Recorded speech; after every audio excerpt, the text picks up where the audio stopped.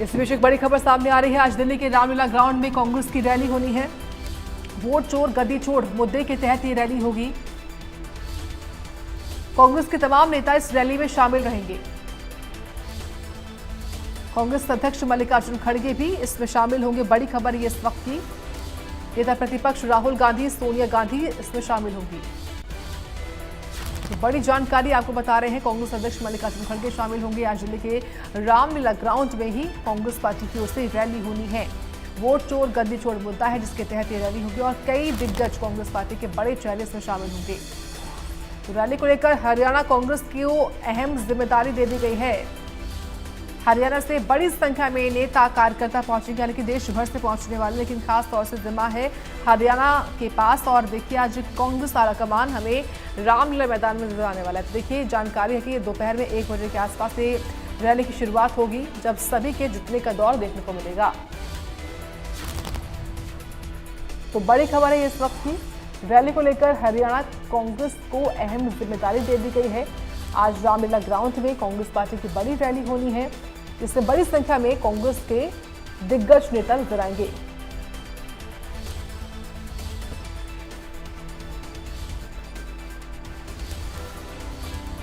तो बड़ी खबर है, भूपेंद्र हुड्डा राम नरेंद्र रैली में मौजूद रहने वाले हैं। बड़ी जानकारी आपको बता रहे हैं हम, किस तरीके से एक बड़ी रैली का आयोजन होगा। रैली को लेकर हरियाणा कांग्रेस को अहम जिम्मेदारी जो है वो दे दी गई है। तो दिल्ली के रामलीला मैदान में कांग्रेस पार्टी बड़ी रैली का आयोजन करने वाली है। आज दोपहर में 1 बजे से ये रैली शुरू होगी और इसमें मुद्दा वोट चोर गद्दी चोर, इसको लेकर सरकार को घेरा जाएगा, सत्ता पक्ष को घेरा जाएगा। तो बड़ी जानकारी है ये इस वक्त की।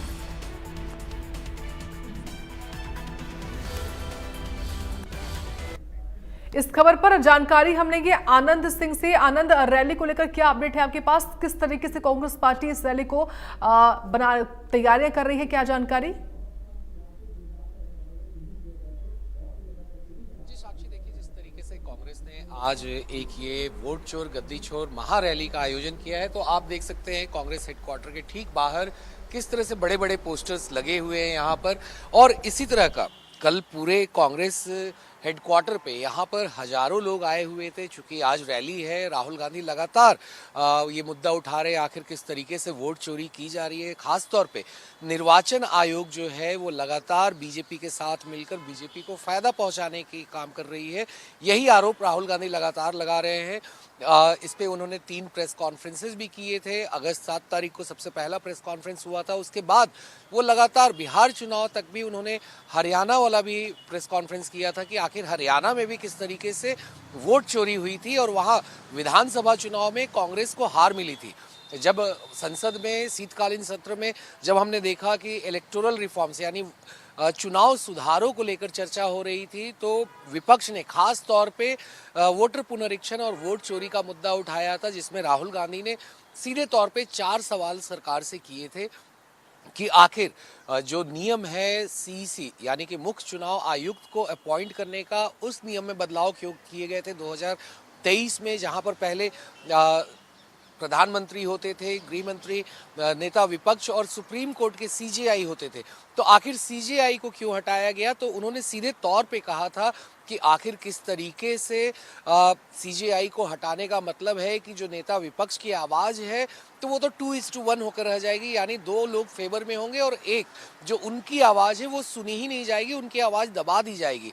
इसी तरह उन्होंने फिर दूसरी बात उठाई थी कि आखिर क्यों जो मुख्य चुनाव आयुक्त हैं उनको इम्यूनिटी प्रदान की गई है। इम्यूनिटी यानी उनके ऊपर किसी भी तरह का कोई एक्शन नहीं हो सकता है, चाहे वो किसी तरह की कार्य करते रहे, किसी तरह का उन पे प्रश्न उठता रहे, मगर कोई उनके ऊपर एक्शन नहीं हो सकता है।